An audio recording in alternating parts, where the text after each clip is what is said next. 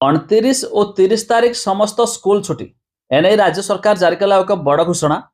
तेज 29 तारीख में सारा राज्य में छुट्टी रहा बेले 30 तारीख में किसी जिला मानक छुट्टी तेज नुआखाई अवसर को नहीं एवं सरकार जारी कले एक बड़ घोषणा जहाँ आम भिडियो जाना शेष पर्यंत देखु। हेले ता पूर्व भिडियो गोटे लाइक करदे, सब्सक्राइब करनथिले एवं सब्सक्राइब कर पाखर घंटी चिन्ह को दबाई दिंतु। जमीक देखु आईएंडपीआर डिपार्टमेंट ओडिशा एने ट्वीट कर सूचना देछि कि पवित्र नुआखाई अवसर में राज्य सरकार आसंता अगस्ट 29 तारीख को छुट्टी घोषणा करिसेंति। एही परिप्रेक्षी में अगस्ट 29 तारीख दिन विद्यालय और गणशिक्षा विभाग अधीन थिबा समस्त सरकारी अनुदान प्राप्त विद्यालय बंद रहिबो।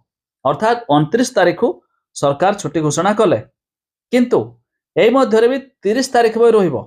देखंतु 30 तारीख रे 3 जिलार छुट्टी घोषणा। यही छुट्टी घोषणा कले उत्तरांचल आरडीसी। तबे यही 3 जिला हेले सुवर्णपुर, बलांगीर, नुआपड़ा समस्त सरकारी कार्यालय और स्कूल कॉलेज छुट्टी रहिबो।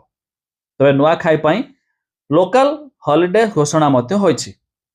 तबे गतकाली 29 तारीख सरकारी छुट्टी घोषणा होइछि। तबे एनै राजस्व विपर्यय परिचालना विभाग पक्षरु विज्ञप्ति प्रकाश पाइछि। तबे नुआखाई पर्व उपलक्षे 29 तारीख छुट्टी रहिबो। सबु सरकारी कार्यालय, मजिस्ट्रियल कोर्ट मध्य छुट्टी रहिबो। एथिबाई सेप्टेम्बर 13 तारीख द्वितीय शनिवार कार्य दिवस घोषणा होइछि, जहाँकि सेप्टेम्बर 13 तारीख शनिवार दिन कार्य दिवस मध्य जारी रहिछि। तबे आपण जानिले शेयर करी सांगसाथी मानकु जणांतु। ता छडा केउ जिल्लारो भिडियो देखुचंती ताहा भी कमेंट करिकि जणाइबे।